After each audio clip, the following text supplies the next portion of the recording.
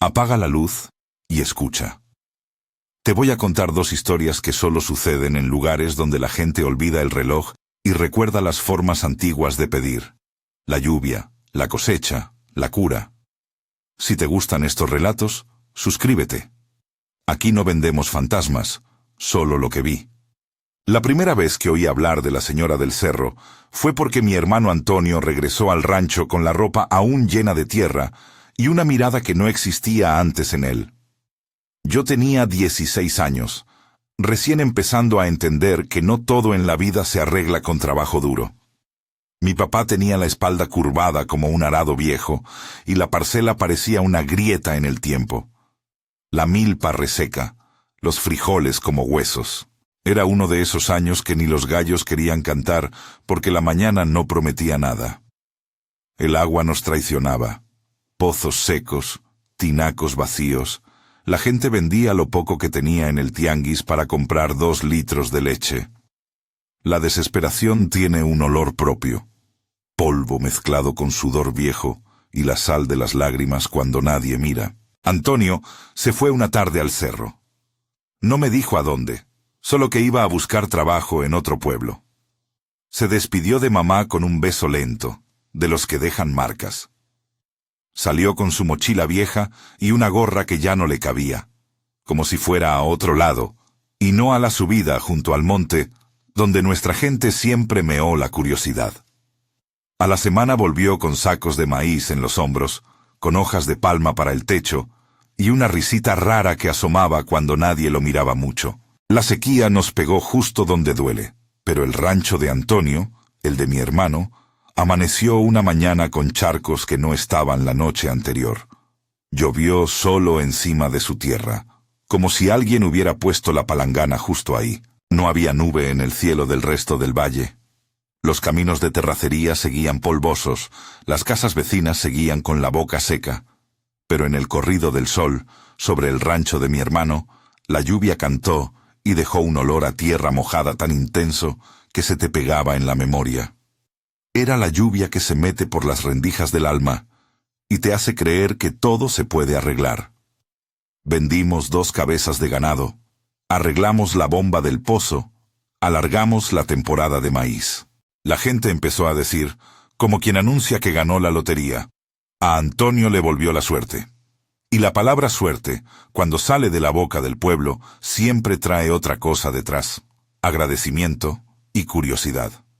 Don Jacinto, que conoce más historias que la iglesia tiene bancos, nos advirtió con esa sonrisa de quien no quiere entrometerse.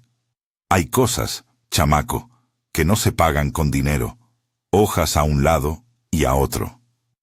Le dijimos que no fuera amargado. Pero las noches ya no eran las mismas. El perro de la casa de enfrente dejó de pasar por nuestro patio. Los gatos se escondían entre las pencas. Una mañana mi madre me dijo que al gallinero le faltaban huevos, y que las gallinas se paraban en silencio como si alguien estuviera mirando.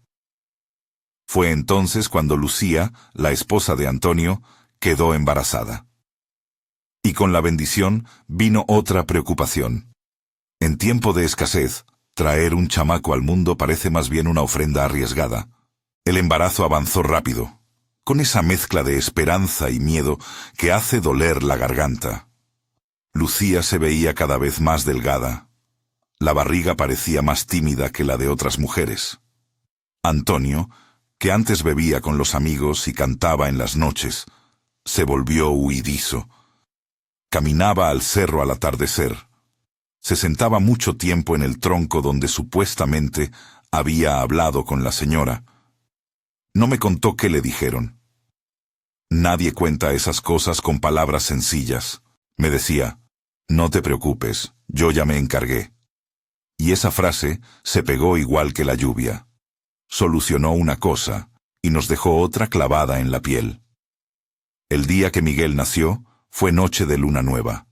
Lucía tuvo un parto prematuro. El chamaco vino al mundo pequeñito, con los dedos como pétalos, y una voz tan aguda que parecía un silbido en la cuerda de un reloj roto. Lo bautizamos con agua del pozo, que se llenó la semana de lluvia, pero había algo que nadie sabía cómo explicar. Miguel lloraba, y en cuanto Antonio lo tomaba, el llanto cesaba. No era solo consuelo, era como si su presencia tuviera la llave de donde el bebé escondía su rechazo al mundo. Cuando Antonio lo sostenía, Miguel abría los ojos y miraba fijo, como si hubiera escuchado algo que nosotros, los vivos, no podíamos oír. Al principio se pensó que era ternura, ese lazo extra que a veces nace entre padre e hijo. Pero las noches trajeron otras cosas, sombras que no correspondían a objetos conocidos, ruido de ramas que no venían de viento, un roce apenas en la cuna, como algo que acariciaba por fuera la madera. Una vez escuché una respiración larga en el cuarto de Lucía, una respiración que no era humana. Estaba más pegada al suelo, parecía venir de la tierra. Me levanté y vi la luz de la luna entrar por la ventana y algo al pie de la cuna. Una figura delgada, envuelta en telas viejas, curvada como si el tiempo la hubiese doblado. No vi rostro, solo manos largas apoyadas en la baranda, y cuando retrocedí se quedó inmóvil, como si fuera una sombra que no soporta ser vista. No dije nada esa noche. Miré el pecho de mi hermano y vi que tiembla leve, una vibración que la gente en el pueblo reconocía como miedo mezclado con culpa. Y es que hay cosas de las que luego uno entiende el precio. Antonio comenzó a hablarle a la nada en voz baja, a dejar migajas de pan en el borde del pozo, a poner en la puerta un trozo de tela roja que alguien le había dado en la madrugada. Ató una cinta en el muñeco de trapo que le regalamos a Miguel. No era normal, pero la normalidad ya se había ido. La gente murmuraba, claro, porque los pueblos se alimentan de murmullos. Yo los oía en la venta, entre cebollas y tortillas. Se fue con la señora del cerro. Que no traiga cosas en la cabeza. Que no toquen al chamaco. Pero también había quienes nos miraban con avaricia, porque el rancho daba otra vez y el hambre no tiene memoria. Una noche de septiembre, cuando el cielo olía a tierra y el aire parecía pesado, escuchamos un lamento que no era de este mundo. Fue Lucía. Salí corriendo y la vi con las manos en la boca, temblando, apuntando hacia la ventana abierta del cuarto. Afuera, sobre la cerca, había huellas pequeñas como garritas en la tierra húmeda. Miguel había desaparecido. La cuna estaba vacía. El chupón colgaba en la barra, como si nunca hubieran suplicado por volver. Te juro que no es fácil contar eso sin que se me trabe la voz. Hay momentos en la vida que se pegan a la garganta y no te dejan respirar. Antonio salió en silencio, descalzo, la camisa abierta, la mirada encendida de una rabia que no es la ira normal. Salimos detrás de él. Recorrimos la parcela, llamamos, abrimos puertas, volteamos piedras. Don Jacinto vino con su lámpara y sus pasos lentos, como quien teme que el mundo responda con lo que tú temes. El perro del vecino aulló en la loma y se cayó.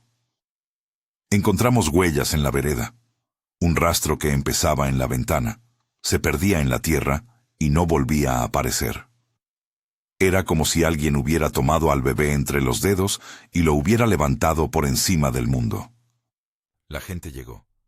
Prendieron antorchas, recorrieron el monte, rezaron en voz alta como si el ruido pudiera espantar la cosa. Era la primera vez que sentí miedo por todo el pueblo. Una sensación pegajosa que se extendía como aceite. A la luz de las lamparillas vimos algo en el patio. En la tierra, junto al árbol donde Antonio pasó tantas noches, había una marca, como unas uñas hundidas en la corteza. No eran uñas humanas, no tenían la sujeción ni la forma. Parecían garras largas, arqueadas, como de ave, pero más frías que la misma rama. Antonio se acercó, tocó la marca y se quedó en silencio con la mano temblando. No dijo nada. La primera noche después de la desaparición, nadie cerró los ojos. Lucía se sentó en la mecedora con el hueco que dejó Miguel sobre su pecho y comenzó a peinarse el cabello hasta que sus dedos sangraron por las puntas. Cada vez que alguien intentaba acercarse, ella extendía la mano como si defendiera algo invisible.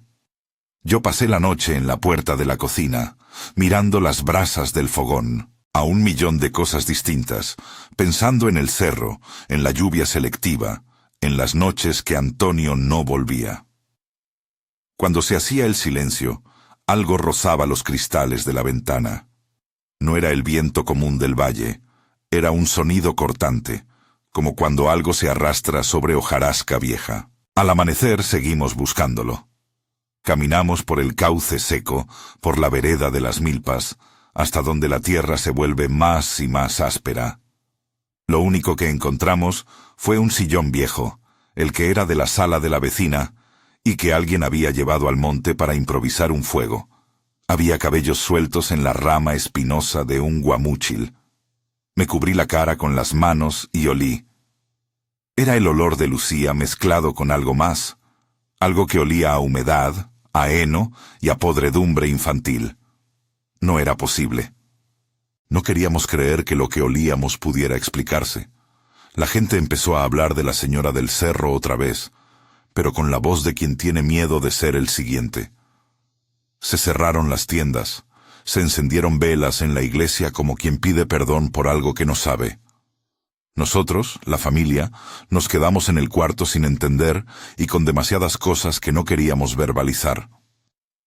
Antonio, que antes alzó la frente y se reía, ahora miraba al suelo y no hablaba con nadie.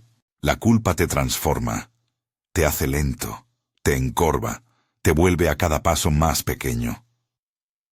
Lo vi una tarde limpiando la navaja con manos temblorosas y luego acercando esa navaja al árbol donde decía que había hablado.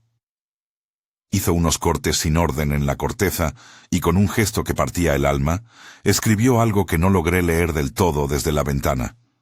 Una palabra que parecía una plegaria rota. En esos días, más familias comenzaron a contar historias parecidas de otras partes. Bebés que lloraban hasta que alguien los tomaba y dejaban de hacerlo. Muebles que se movían sin que viento los tocara. Sombras que limpiaban el suelo de las casas. Yo lo escuchaba, y aunque quería pensar que todo era superstición y miedo en red, la sensación en el pecho era otra, una mezcla de vergüenza y pavor.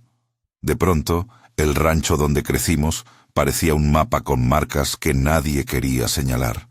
Fue don Jacinto quien, en una de esas noches largas, me sentó a un lado y me dijo con esa voz baja que usa para no espantar espíritus: en el pueblo se sabe que las cosas se pagan, no siempre con dinero, a veces con hijos, a veces con el alma.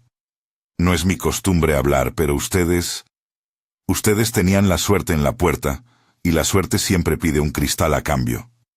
No quiso decir más. Yo le pregunté si hablaba de brujería, de maldiciones, de algo que tuviera nombre. Solo me miró y dijo: lo que fueras a llamar ya pasó. No sé si la señora del cerro es un ser o una idea que se alimenta, pero te aviso, cuando algo te da de lo que perdiste, también te lo quita de otra forma. Empezaron a venir personas de afuera, no muchos, pero lo suficientes para que nuestra historia se murmurara en las ventas de los pueblos cercanos. Un par de curiosos intentó preguntar a Antonio en la iglesia, pero él solo se inclinó, apartó la mirada y salió, como si las palabras fueran clavos. Nosotros tratábamos de vivir, de levantar la puerta cada mañana y barrer la tierra, pero la casa tenía una grieta que no cerraba, el hueco donde Miguel había sonado y no volvió. Lucía dejó de hablar por días. Su silencio ocupaba más espacio que cualquier persona. Yo pasaba las tardes en el patio, con la espalda apoyada en la pared caliente, mirando la loma donde se agrupan los pinos. Había noches en que juraría haber visto una mujer parada en la cuesta, muy erguida, como si mirara nuestro rancho. Tenía un vestido largo, casi blanco, que no reflejaba la luz, sino que la absorbía. Al mirarla, todo se apagaba. El color se iba de las cosas, los sonidos se quedaban sin eco. Y cuando me fijaba de nuevo, ya no estaba. No sé si fue real o si fue el cansancio. Lo que sí sé es que me cambió la manera de respirar. Conforme pasaban los meses, Antonio cambió. No del todo. Seguía siendo mi hermano, con la misma risa al recordar anécdotas, con los mismos chistes malos. Pero había algo en su mirada que me decía que él veía algo más. Caminaba de noche hasta la higuera junto al cerro y hablaba con la sombra como si fuera un viejo compañero. Una vez lo seguí hasta que se sentó en la raíz y empezó a cantar una canción que no conocía, una tonada con muchas sílabas rotas, como si juntara palabras de otros tiempos. Me acerqué y le dije, «¿Qué haces, Quique?», porque así le digo a mi hermano, Quique, desde que éramos chamacos.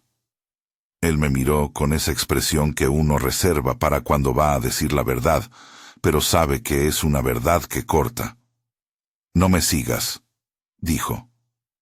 «No quiero que lo oigas». Le juré que no diría nada, pero algo en su voz ya me había dado miedo. Una madrugada, años después, me desperté con el ruido de lluvia débil sobre el techo. Fui a la ventana y vi que, otra vez, la lluvia caía únicamente encima del rancho de Antonio. El resto del valle estaba seco como si viviera en otro mundo. Me quedé mirándola, pensando en la suerte y en la deuda que trae. Cuando me giré, encontré a Antonio en el umbral, mojado hasta los huesos, los ojos vidriosos, con un bebé envuelto contra su pecho. Era Miguel. Tenía los mismos deditos de pétalo, pero su respiración era tan baja que parecía que cada inhalación pedía permiso para existir. Lo más extraño fue que el chamaco no abría los ojos. Antonio me vio y sonrió con una mezcla de alivio y pena que me hizo aceptar sin pensar. «Lo encontré», dijo. «Lo encontré en la barranca». Yo no pregunté dónde. La razón tenía miedo de la respuesta. Esa noche, Lucía abrazó a Miguel como si lo hubiera buscado en 100 vidas. La casa recuperó por un rato su pulso. La gente volvió a sus labores con un suspiro, como cuando alguien quita la mano que oprimía la suya. Después de esos días, la plantar volvió a dar un poco más. El pozo no se secó al toque del sol, y la gente empezó a traernos comida. Yo quería creer que todo volvía a su lugar, pero la calma era una telaraña que cualquier viento podía romper. No tardó en notarse que Miguel había traído su propia niebla. A veces, en la madrugada, escuchaba un llanto tenue que se apagaba como si se arrastrara por las paredes. La sombra junto a la cuna se hizo más clara. Hubo una noche en que la mujer del cerro vino al patio como quien visita a un familiar y se quedó parada debajo del foco que colgaba de la cochera. No la vi de frente, solo su silueta recortada contra el polvo en el aire. Antonio fue hacia ella con las manos abiertas, con la voz de quien ruega y agradece mezcladas. Ella le rozó la mejilla con algo frío y húmedo, y Antonio se echó a temblar como si la caricia le hubiera sacado algo del pecho. No dijo nada, solo gritó después, como si un cuchillo pasara por su garganta, y entonces supe, con la certeza que no da la razón sino el pavor, que lo que habíamos cobrado tenía una factura que aún no nos enseñaban. El día en que Miguel desapareció por segunda vez fue distinto al primero. No hubo huellas. No hubo gritos orgullosamente valientes, no hubo gente que se atreviera a subir más allá de la barranca. Fue una noche seca, sin luna, y el rancho se quedó en silencio con una respiración que no encontrábamos cómo explicar. Lucía se despertó y el cuarto estaba frío. El lecho junto a ella estaba vacío. Antonio estaba en la cocina, con la mirada fija en la puerta, la cara pálida, como si se le hubiera ido la sangre. Me miró y solo pudo decir, «Lo tomaron». Sus manos temblaban tanto que no podía sostener la taza. Esta vez, la búsqueda fue peor. No solo porque ya habíamos aprendido lo que la gente puede hacer con el miedo, sino porque un rumor, ese rumor fino que se teje como telaraña, empezó a circular. Que Miguel no era el primero ni sería el último. Que la señora del cerro no trae trofeos al azar. Que hay un pacto, una cuenta que alguien en algún momento firmó con la punta de la uña, sin pedir permiso. La gente del pueblo venía a currar la tierra de Antonio, y se iban diciendo que mejor dejarlo. Si la mujer se lo llevó, pues a buscarla no es cosa. Yo no pude aceptar eso. Mi estómago se cerró y todos los días me sentía más viejo. Iba al monte con una linterna, registraba cuevas, miraba los huecos entre las rocas, llamaba el nombre de Miguel hasta que mi voz se quebraba. Pregunté a las mujeres de la capilla, a los ancianos que saben los nombres de las sombras. Me dijeron lo que siempre dicen: no te acerques, algunas cosas piden mucho. No me importó. Anduve por los senderos, hablé con quien se me cruzó, dejé comida en las esquinas donde creía que alguien o algo podía necesitarla. Todo fue en vano. Un día encontré, escondida entre la maleza de la barranca, una pequeña arruga de tela blanca que olía a polvo y cuna. La agarré. Era algo que había pertenecido a un niño. Me dio náuseas y rabia. Volví corriendo al rancho y se lo di a Antonio. Él la sostuvo como si fuera el último testigo de una promesa rota. Después de eso comenzaron los cambios.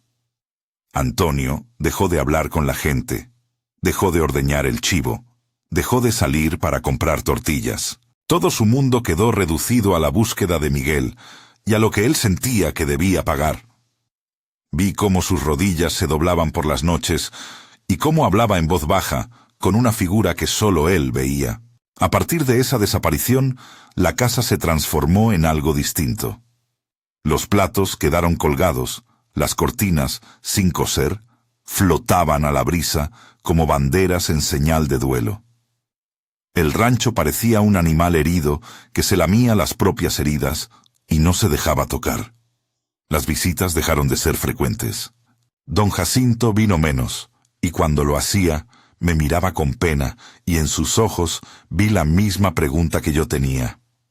¿Por qué alguien pagaría tanto para tener lo que más anhelaba?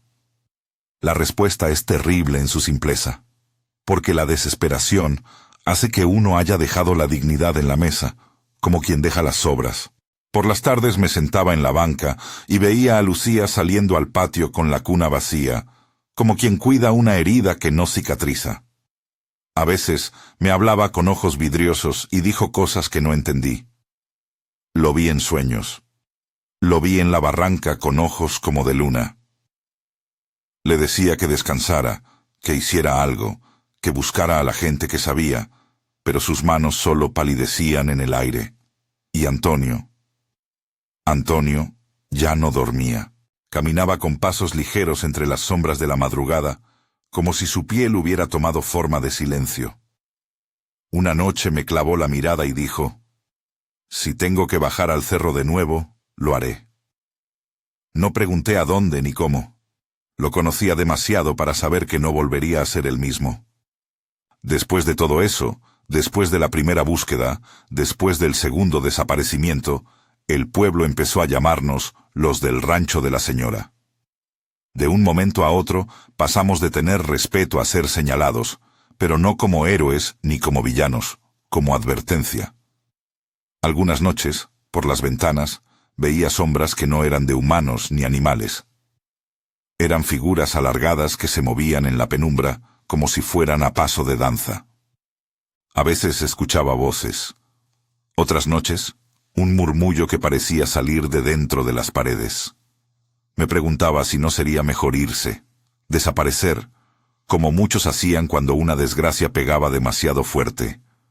Pero el rancho es raíz, y yo soy raíz. Uno se queda por costumbre, por memoria, por no saber llevar la casa en la mochila. No puedo ocultar que había momentos en que pensé en huir. Otras veces me descubría deseando que alguien me dijera la verdad con palabras claras. Sí, hay brujería. O no, esto es una enfermedad. Pero la realidad rara vez es un latigazo de certezas.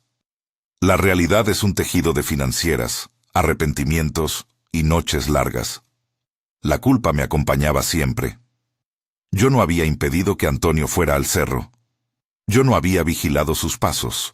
Y en la culpa hay otra cosa. Se convierte en motor y te empuja a hacer trampas de silencio. Guardaba secretos frente al resto como quien guarda fósiles. Una tarde, cuando el calor apretaba y el monte olía a resina, vi a Antonio de lejos. Estaba de pie junto al árbol donde había marcado la corteza aquel día y hablaba con alguien. No había nadie enfrente de él, pero su boca se movía como si conversara con un viejo amigo. Se quedó un rato así, con el rostro hacia el cielo, y finalmente se volvió hacia mí. Me llamó. «Ven». Caminé. Cuando estuve cerca, me tocó el hombro y, sin mirarme, dijo: «Tú no conoces el pacto». Mi corazón dio un vuelco. «¿Qué pacto, Quique?» No respondió con palabras de inmediato. Solo dijo: «No es algo que se explique, es algo que se siente y se paga. Y ahora nos toca pagar». Se apartó y subió la colina con el paso seguro de quien ya había decidido algo. Ese fue el último día en que vi a mi hermano entero. Desde entonces, Antonio empezó a ser otra cosa. Un hombre atormentado que hablaba con los árboles y dejaba ofrendas en el filo del pozo. Yo lo sigo viendo en mi mente leyendo los días en la corteza de la higuera, sus dedos dejando una palabra que no entendí. Esa palabra quedó en la madera, y la leí como quien lee el nombre de un culpable. Ahora, si te preguntas qué pasó después con Miguel, qué hizo mi hermano, cómo terminó la historia, te diré que lo que sigue no es fácil de contar. Lo que pasó destrozó tantas cosas que una parte de mí todavía está tratando de encajar los pedazos. Lo único que puedo prometerte es que esto no termina con una foto linda y un epitafio. Hay más. Y no será una historia para dormir sin dejar una punta de inquietud en el pecho. Antes de seguir con la otra historia que quisiera contarte, porque verás, nuestro caso no era único.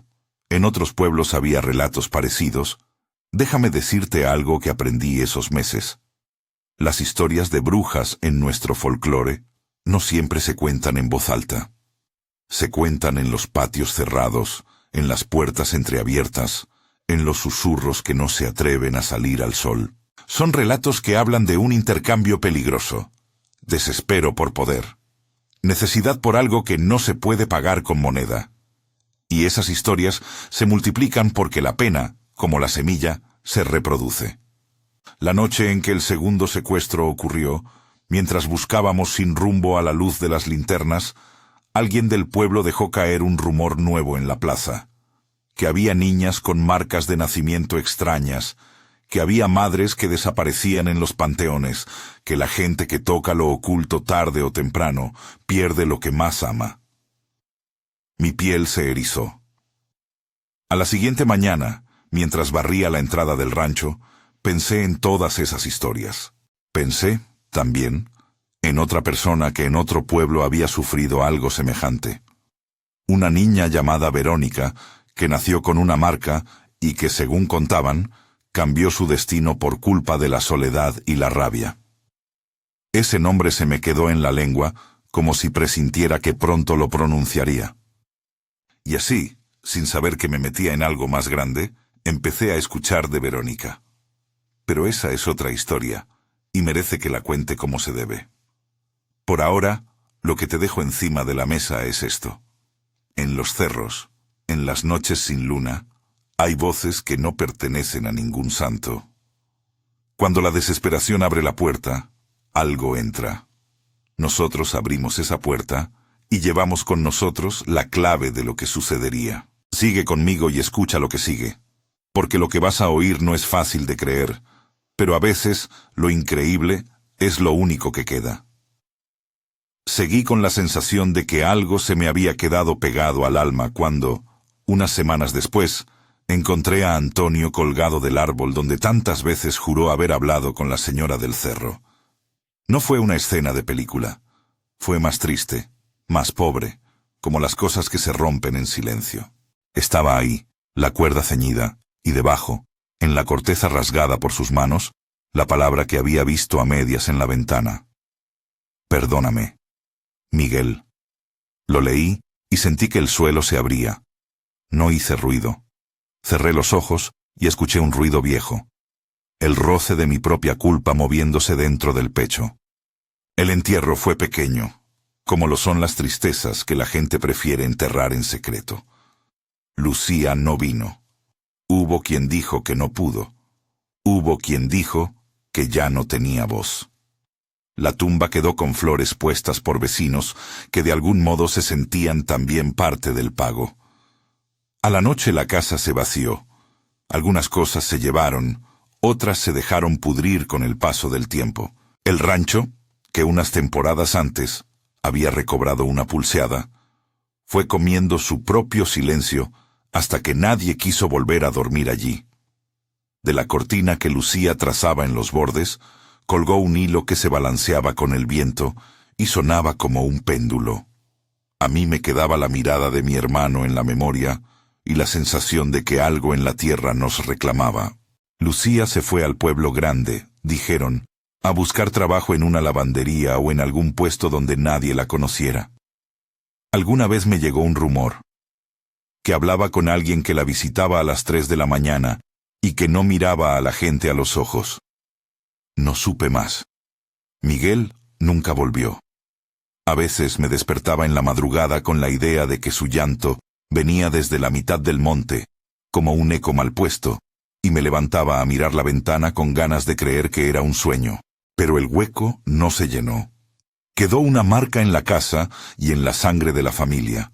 Una especie de herida que no cicatriza porque la raíz fue arrancada del suelo. Hubo un tiempo en que pensé que esa era la traducción final de la historia. Alguien tuvo suerte, pagó y perdió. Pero como me decía don Jacinto, la desgracia no viene sola, multiplica. De los alrededores comenzaron a llegar historias similares. No eran siempre iguales, pero tenían el mismo eco. Un favor, una ayuda que viene envuelta en algo que no es humano, una aparición nocturna que se acerca con manos que no parecen manos. Ese eco me trajo a Verónica. La primera vez que escuché su nombre no fue en una plaza, sino en la puerta de una pulquería donde la gente come claridades. La niña de la marca, dijeron. A esa le salió algo en la nuca. Y así fue como fui conociendo la otra cara del miedo, la de la gente que nace marcada y se vuelve centro de todas las miradas. Verónica no vivía en nuestro rancho. Vivía unos valles más abajo, en un barrio donde las casas se pegaban como cartas. Su papá la encontró una madrugada en el borde del panteón, dicen, hecha un manojo de ropa y con un chal que olía a humedad. La historia que contó lo presentaba como un hombre que no entendía si había sido una gracia o una desgracia.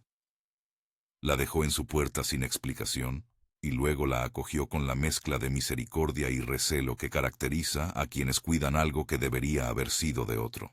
La marca que tenía Verónica no era una mancha cualquiera. Tenía forma de luna quebrada, como si alguien hubiera raspado una herradura en su piel. La gente del barrio la señaló desde el principio. A la escuela le llamaban la lunera, la muchacha que trae noche en la piel. Los niños, que son crueles sin saber por qué, la empujaban y la insultaban. Los adultos, que suelen guardar su crueldad bajo sonrisas, le daban la espalda o le ofrecían cruces, como si con un gesto de devoción baste para limpiar lo que consideran suciedad. La soledad, en su caso, no fue un accidente.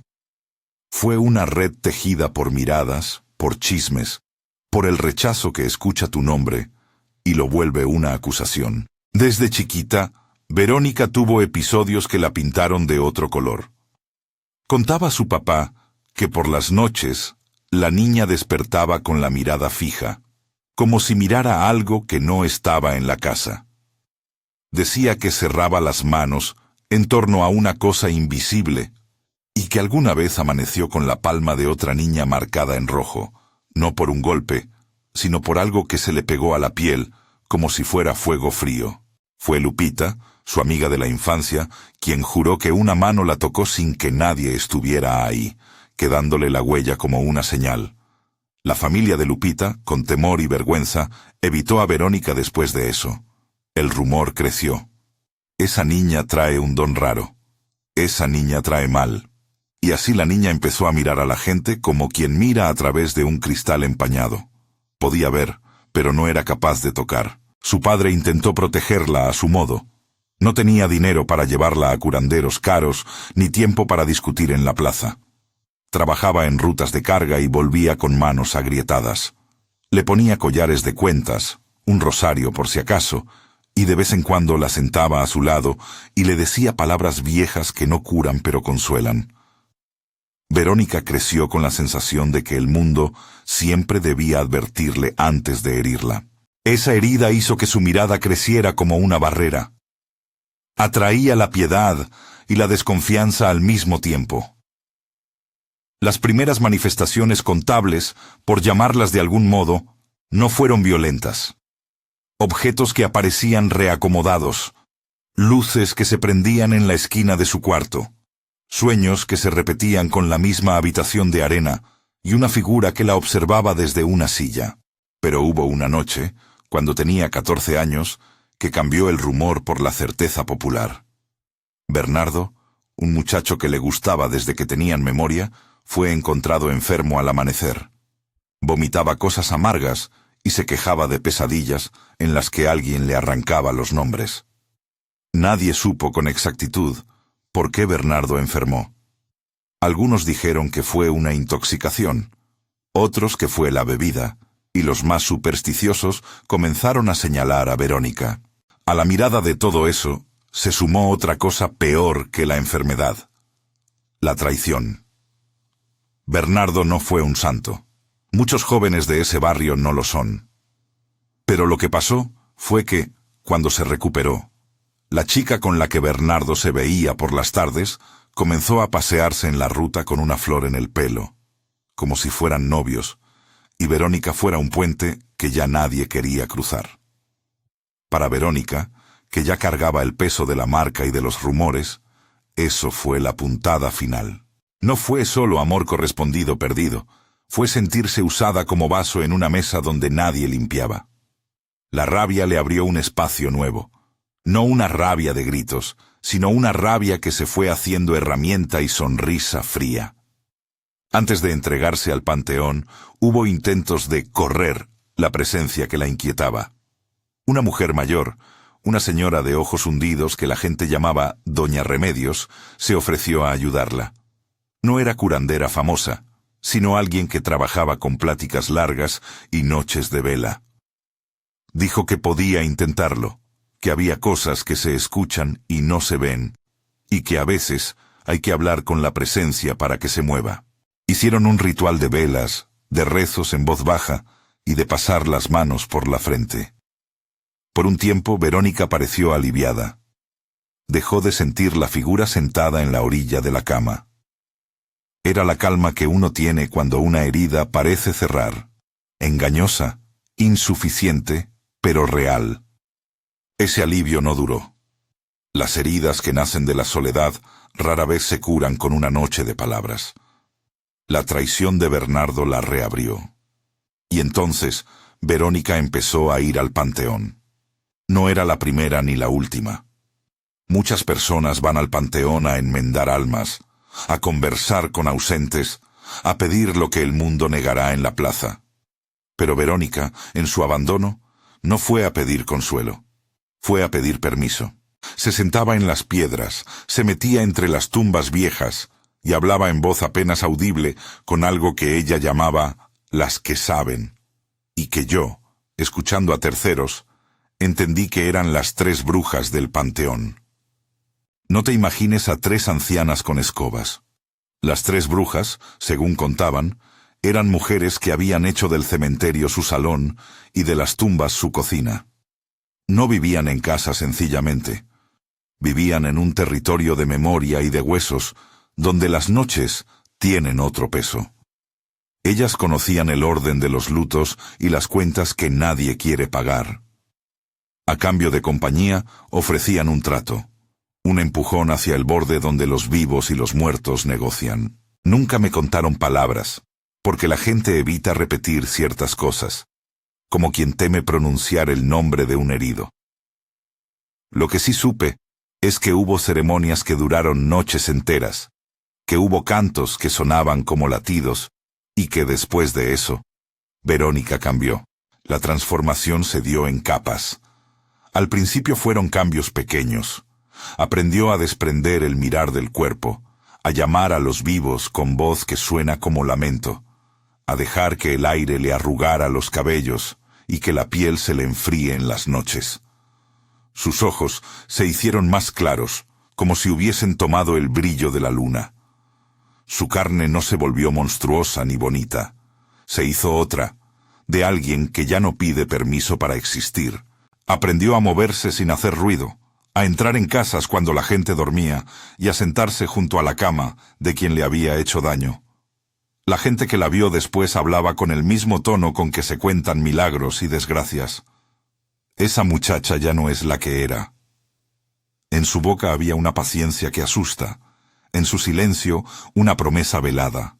Verónica no empezó quemando cosas por diversión ni matando gente en la penumbra. Su venganza fue más meticulosa. Primero vino la ruina de quien le había quitado el novio. La chica del barrio empezó a perder la voz en las mañanas, a envejecer en semanas, a encontrarse sin fuerzas para atender la casa. Nadie supo por qué. Algunos dijeron que era tristeza, otros depresión, y algunos más. Los que creen que el mundo tiene manos que se mueven en la oscuridad, dijeron que Verónica había cobrado lo que en su lenguaje se llama precio. Bernardo se fue del pueblo. Dicen que se fue porque soñó con manos que le arrancaban los nombres y no encontró consuelo. Su partida dejó dudas y recelos, no justicia. Con el tiempo, Verónica empezó a cobrar por sus servicios. No como una curandera común, que ofrece remedios y luego se va a la suya. Ella exigía promesas más íntimas. Favores futuros, secretos, nombres que la gente debía susurrar al oído y luego no revelar. Era negocio con olor a vendetta. Algunos llegaron buscando un arreglo para una enfermedad. Otros deseaban que se llevara a un amante infiel. Ella recibía, pedía algo que no siempre sonaba a dinero, y según la gente, devolvía lo que se le pedía con creces. A quienes abusaban, les quitaba la voluntad. A quienes sufrían, les devolvía la paz con un costo que después aparecía en forma de ausencia. Un hijo que se iba, una cosecha que se secaba, un sueño que no regresaba. Y así la gente empezó a mirar a Verónica con miedo y gratitud entrelazados. Su cuerpo también cambió de forma que la gente cuenta como leyenda. Dejó de comer mucho, y sin embargo, mantuvo una fuerza que no era solo física. Dicen que aprendió a desprender su espíritu para andar entre los muertos. Que a veces, cuando la noche se vuelve muy densa, su sombra no coincide con su cuerpo. La casa donde vivía, una casita de adobe vieja, pegada a la pared del cementerio, comenzó a llenarse de cosas extrañas, muñecos colgados con hilos, platos que se colocaban a medianoche, fotografías en donde las caras se ven borrosas. La gente que pasaba por la calle miraba de reojo y apresuraba el paso. Los niños le arrojaban piedras pequeñas, pero con la precaución de quien ofrece a un animal algo que no quiere despertar. Con la transformación vinieron también decisiones que rompían lo que Verónica había sido. Empezó a elegir a sus víctimas no solo entre los que la habían herido, sino entre los que tenían aquello que ella necesitaba para su propia supervivencia: la compañía de los vivos y de los muertos.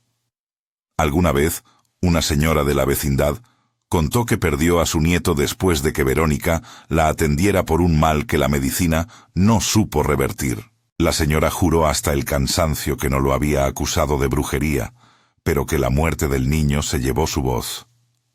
No es mi intención enumerar desgracias como quien lee una lista. Mi obligación es dejar claro que la figura de Verónica se fue consolidando hasta convertirse en un nombre que la gente susurra con el gesto de quien cubre la boca para no llamar demasiado la atención. Verónica no fue exonerada por nadie. Tampoco fue linchada. El pueblo aprendió a convivir con su presencia como se convive con los malos recuerdos, dándoles un sitio, pero sin invitarlos a la mesa. Algunos la consultaban en secreto, otros preferían huir de su sombra. De alguna manera, ella se volvió una pieza del rompecabezas de ese mundo, una mujer que reparte favores y cobra en silencio. Y como toda institución que toca lo prohibido, dejó en herencia un flujo. Jóvenes que querían poder rápido, ancianos que buscaban consuelo a cambio de favores, madres que creían tener razones para entregar lo más querido. Aquí es donde el círculo que te mencioné se hace visible. La desesperación trae el pacto trae un remedio, el remedio trae un precio, el precio alimenta la necesidad de más remedios. En ciertos barrios, el rumor dice que hay juntas nocturnas donde las mujeres se reparten recetas para castigos y soluciones rápidas. Dicen que en esas juntas se ve cómo una generación enseña a la siguiente que el miedo se maneja con manos frías. Verónica, por su parte, no negó su papel. Con el tiempo se le comenzó a ver como a una planta que no necesita mucha agua. Vivía de lo que le llegaba y devolvía sombras. Quienes la miraban desde la distancia afirmaban que ya no era una humana en el sentido que nosotros lo entendemos. Era otra especie social, que vive de tratos que el pueblo no se atreve a explicar en voz alta.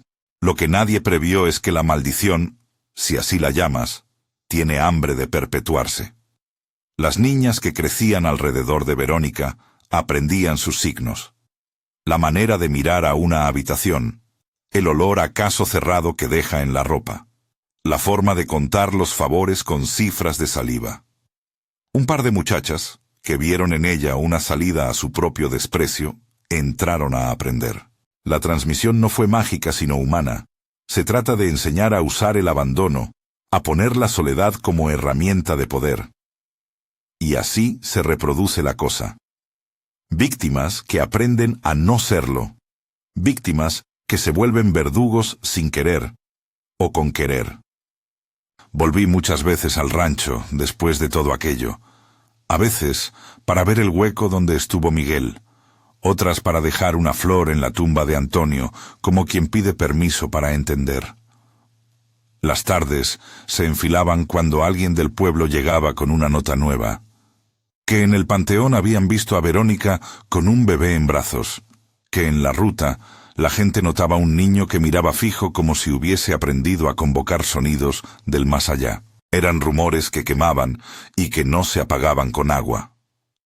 La pregunta que me martillaba siempre era la misma. ¿Dónde termina la bruja y empieza la desgracia humana? ¿Es el hombre que pide a la fuerza de la noche o la noche que encuentra manos disponibles?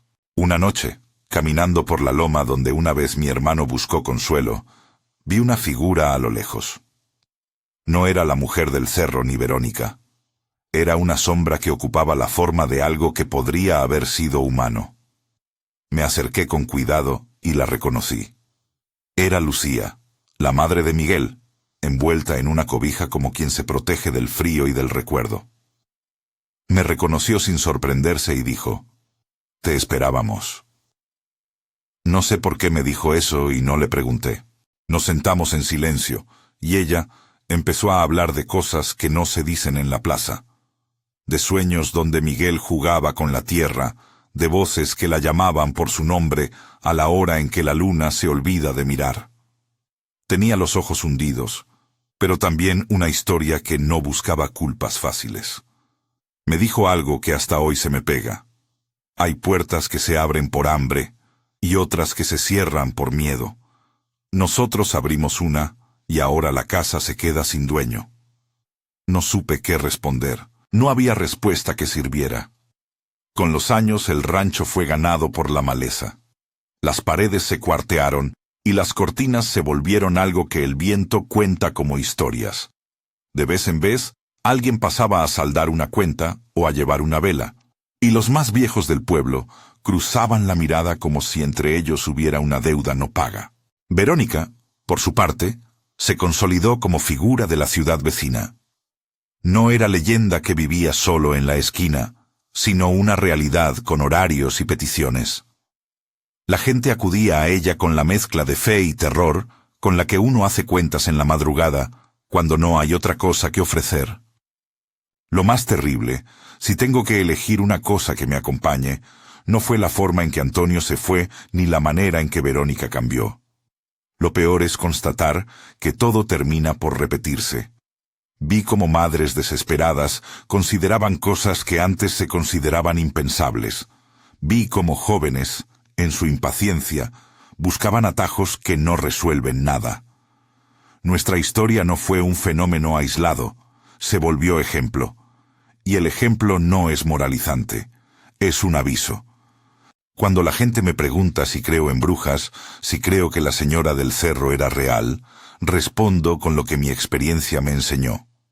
Creo en el precio que la gente está dispuesta a pagar. Y creo que cuando uno pacta con aquello que no entiende, la factura puede venir en formas que uno no sabe leer hasta que ya es demasiado tarde. En ocasiones, cuando hay luna nueva o lluvia que cae en un pedazo de tierra y no en otro, pienso en Miguel y me pregunto si su nombre está en algún lugar donde no podemos verlo. Me pregunto si la señora del cerro sigue esperando su jornal. Me pregunto si Verónica, al mirar a una muchacha que llega con ojos suplicantes, vuelve a sentir la misma mezcla de pena y de orgullo que siento yo al relatar esto. La respuesta nunca llega en una sola palabra. Llega en una respiración larga que a veces me arrastra hasta la noche en que vi por primera vez la sombra en la cuna y hasta el día en que encontré a mi hermano clavado en la corteza. No te contaré que ahora el pueblo está tranquilo porque no es verdad. Las cosas que no se nombran no dejan de existir. Solo se vuelven más sigilosas. Hay familias que han decidido mudarse. Otras que vendieron la tierra y se fueron con la idea de que la distancia cura. Pero la distancia no borra los actos. La semilla que plantamos con nuestras decisiones germina donde menos lo esperamos. Y si algo aprendí en todos estos años, es que hay un ciclo que se alimenta de desesperación, y que si no lo rompemos con honestidad, seguirá encontrando quien lo sustente. No digo que la respuesta sea la ley o la denuncia. Digo que la respuesta podría ser otra cosa. Nombrar el dolor antes de buscar atajos. Escuchar a quienes sufren sin buscar a quien culpar con el dedo primero. Tender manos sin pedir la llave del alma. Lo digo porque vi de cerca el daño que hace la prisa por arreglar lo que solo el tiempo académico del corazón puede sanar. Vi cómo la gente, al intentar recuperar lo perdido con atajos, terminó dejando nuevas pérdidas a su paso. Si algo te queda de estas historias, que sea una advertencia con cariño. Cuando la necesidad venga con el hábito de la desesperación, cuidado con las manos que te ofrecen solución en la penumbra. Pregunta qué piden a cambio. Y si no puedes preguntar, al menos no abras la puerta sin mirar quién está del otro lado. Te he contado dos historias que se parecen en su principio. Un favor pedido en la noche, un pago cobrado con una factura que nadie quería leer. Te las conté desde la memoria y desde la culpa, porque eso es lo que tengo. No te pido que creas todo. Te pido que escuches cómo suena la noche en los pueblos donde la gente no tiene otra cosa que la fe, y a veces, la necesidad. Si conoces historias parecidas, si alguna vez tuviste la sensación de que la suerte vino con una sombra adherida, déjalo en los comentarios. Cuéntalo, que las voces sueltas ayudan a trenzar una verdad menos solitaria. Comparte este video si te heló, o si conoces un lugar donde las noches todavía cuentan secretos a medianoche. Yo me quedaré, como siempre, con la certeza de que las historias no se olvidan. Se multiplican. Apaga la luz cuando termines de ver esto. Y si alguna vez pasas por un cerro y ves algo que parece humano con un vestido que absorbe la luna, no te acerques sin antes preguntarte qué pagarías tú por lo que más quieres. Yo pagué con lo que tenía. Otros pagaron con lo que no podían devolver. Aquí termina mi relato. Que las voces que nos quedan no sean para herir, sino para advertir.